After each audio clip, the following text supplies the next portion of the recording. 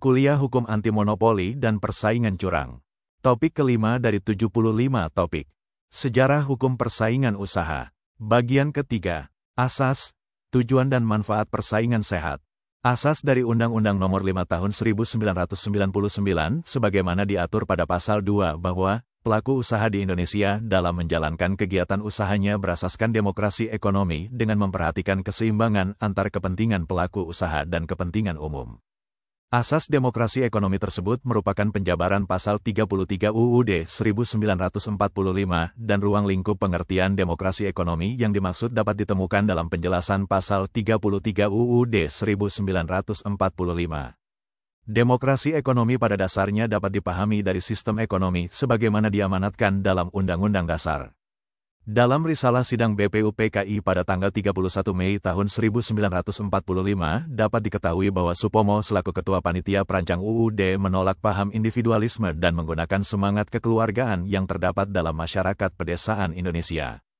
Di sini ia mengikuti ajaran filsafat idealisme kekeluargaan dari Hegel, Adam Muller, dan Spinoza.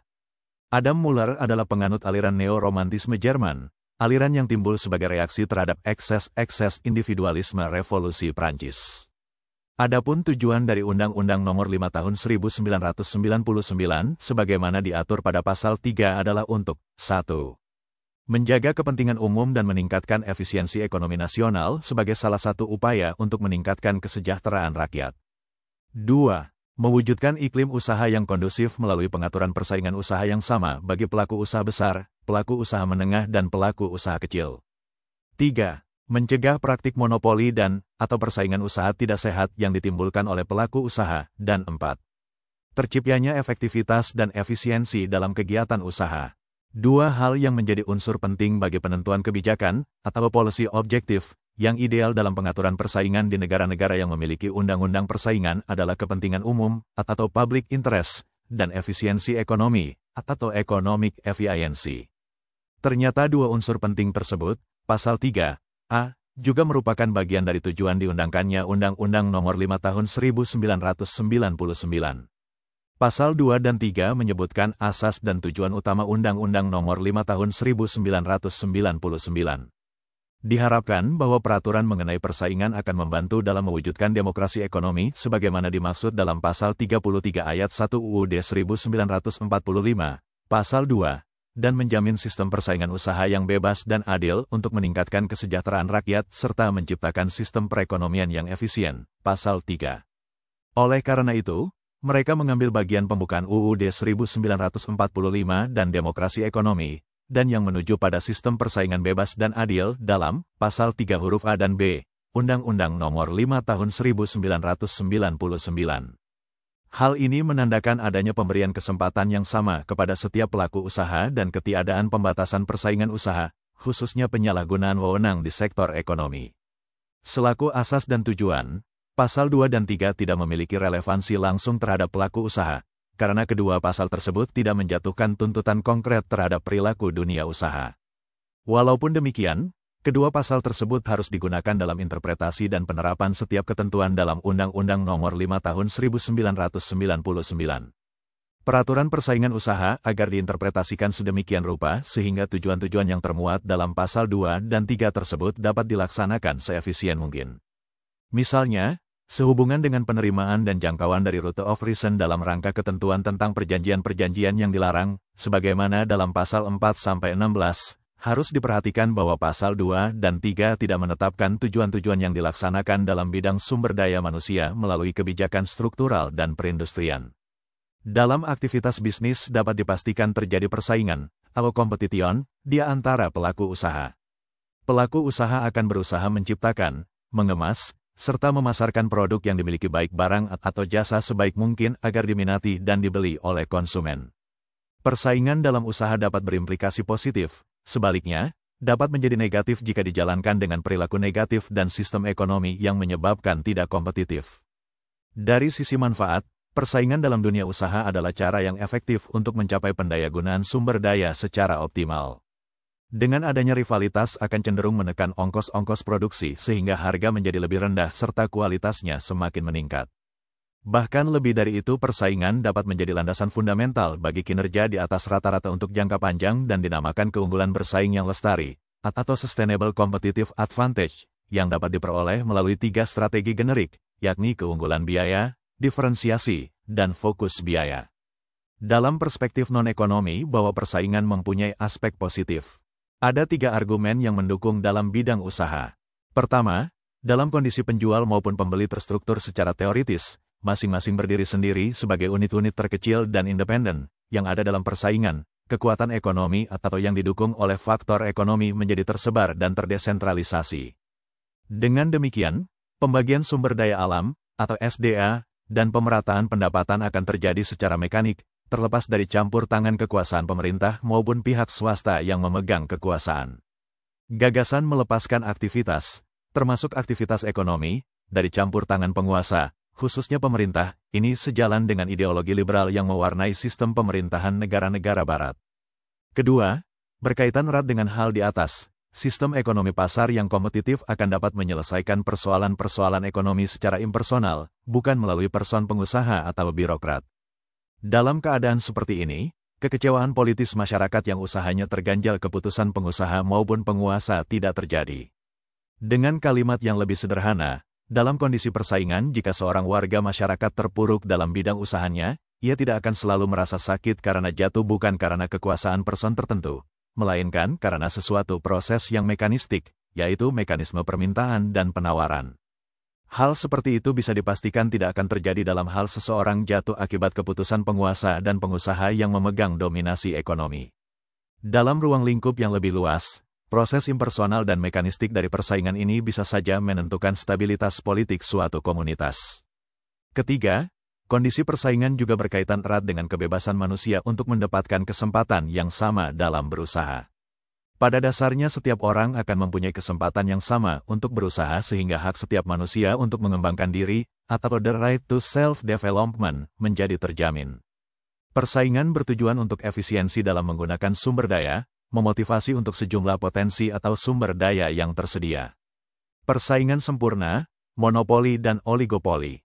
Persaingan dalam pasar dan mekanisme pasar dapat membentuk beberapa jenis pasar. Ada yang disebut dengan pasar persaingan sempurna, atau perfect competition market, pasar monopoli, oligopoli, dan juga posisi dominan. Persaingan sempurna adalah struktur pasar yang paling ideal karena sistem pasar ini adalah struktur pasar yang akan menjamin terwujudnya kegiatan memproduksi barang dan jasa yang sangat tinggi efisiensinya. Paling tidak, ada 4 asumsi yang melandasi agar terjadi persaingan sempurna pada suatu pasar tertentu. Pertama, pelaku usaha tidak dapat menentukan secara sepihak harga atas produk atau jasa. Adapun yang menentukan harga adalah pasar berdasarkan ekuilibrium permintaan dan penawaran, atau supply and demand. Dengan demikian, pelaku pasar dalam pasar persaingan sempurna tidak bertindak sebagai price maker, melainkan ia hanya bertindak sebagai price taker. Kedua, barang dan jasa yang dihasilkan oleh pelaku usaha adalah betul-betul sama, atau product homogeneity. Ketiga, pelaku usaha mempunyai kebebasan untuk masuk atau keluar pasar, atau perfect mobility of resources. Keempat, konsumen dan pelaku usaha memiliki informasi yang sempurna, atau perfect information, tentang berbagai hal, diantaranya kesukaan, atau preferences, tingkat pendapatan, atau income levels, biaya dan teknologi yang digunakan untuk menghasilkan barang dan jasa. Secara umum, pasar persaingan sempurna mempunyai ciri, identik barang yang diperjualbelikan bersifat homogen dengan jumlah penjual dan pembeli yang sangat banyak sehingga tidak ada satupun penjual atau pembeli yang dapat mempengaruhi pasar secara sendirian. Karenanya, jika ada penjual yang menaikkan harga, maka ia akan kehilangan pembeli, sedangkan jika ia menurunkan harga maka ia akan merugi. Selanjutnya, dalam persaingan sempurna harus tercipta pasar yang bebas hambatan, atau barrier to entry, bagi setiap penjual untuk masuk atau keluar dari pasar, atau free entry or exit, serta terjadinya pasar yang bebas informasi, yakni setiap penjual dan pembeli dapat mengakses informasi pasar seluruhnya tanpa ada yang menghalang-halangi. Adapun pasar monopoli, adalah suatu bentuk barang di mana hanya terdapat satu perusahaan saja yang menghasilkan barang yang tidak dipunyai barang pengganti yang sangat dekat. Beberapa ciri pasar monopoli antara lain adalah industri atau perusahaan tidak mempunyai barang pengganti yang mirip, tidak terdapat kemungkinan untuk masuk ke dalam industri, dapat menguasai penentuan harga serta promosi iklan kurang diperlukan. Adapun faktor-faktor yang menimbulkan monopoli antara lain, 1. Memiliki sumber daya yang unik, 2. Terdapat skala ekonomis, 3. Kekuasaan monopoli yang diperoleh melalui peraturan pemerintah, 4. Peraturan paten dan hak cipta, 5. Hak usaha eksklusif. Monopolisasi pasar akan berakibat banyak hal, di antaranya, 1. Menjadikan harga jual lebih tinggi sedangkan yang dijual lebih sedikit sehingga acap kali merugikan konsumen, 2. Menjadikan produksi tidak efisien atau inefisien. 3. Kapasitas produksi dan sumber daya tidak digunakan secara penuh dan ekonomis. Dan 4. Biasanya akan berakibat terjadinya pasar baru, seperti pasar yang bersifat kolusif, boikot, refuse pesaing dan konsumen dalam rangka mempertahankan kekuatan monopoli. Adapun yang disebut dengan pasar oligopoli adalah pasar yang terdiri dari hanya beberapa produsen saja. Ada kalanya pasar oligopoli terdiri dari 2 perusahaan saja. Pasar seperti ini dinamakan duopoli. Untuk mengetahui pasar oligopoli dapat dilihat dari beberapa indikasi, yakni menghasilkan barang standar atau barang berbeda corak. Kekuasaan menentukan harga ada kalanya lemah dan ada kalanya sangat tangguh. Perusahaan oligopoli umumnya perlu melakukan promosi berupa iklan. Persaingan sempurna menjadi tercederai jika terdapat perilaku atau behavior dan sistem pasar yang tidak kondusif bagi para pelaku usaha. Karenanya, persaingan menjadi tidak sempurna jika persaingan dilalui oleh suatu perjanjian, baik secara tertulis maupun tidak, dengan tujuan membatasi output dan mengeliminasi persaingan di antara mereka dengan cara-cara tertentu. Seperti melakukan perjanjian penetapan harga, atau price fixing, pembagian wilayah, atau market allocation, menentukan pemenang tender, atau bid rigging, atau collusive tendering, boykot, atau grup boycotts, ataupun menetapkan harga jual kembali, resale price maintenance, dan tindakan lainnya, yaitu monopoli competition, oligopoli, dan monopoli seperti yang telah diterangkan di atas. Oleh karena itu, persaingan usaha merupakan condition sine qua non bagi terciptanya ekonomi pasar. Ulah pelaku usaha yang tidak bersaing sehat akan membuat pasar terdistorsi. Hukum persaingan usaha hadir dalam rangka menjamin kepentingan umum, meningkatkan efisiensi perekonomian nasional, meningkatkan kesejahteraan, dan mewujudkan iklim usaha yang kondusif sehingga menjamin adanya kepastian kesempatan berusaha yang sama bagi pelaku usaha, serta mencegah praktik monopoli dan perasingan usaha tidak sehat. Itulah topik kelima kuliah Hukum Anti Monopoli dan Persaingan Curang untuk membantu para mahasiswa dan masyarakat umum yang ingin menambah wawasan. Ribuan video tutorial ilmu hukum, ilmu pemerintahan, ilmu komunikasi, ilmu manajemen, ilmu administrasi dan lainnya disajikan di channel ini. Video dituturkan dan disubtitelkan agar dapat ditonton dan dibaca sambil didengarkan.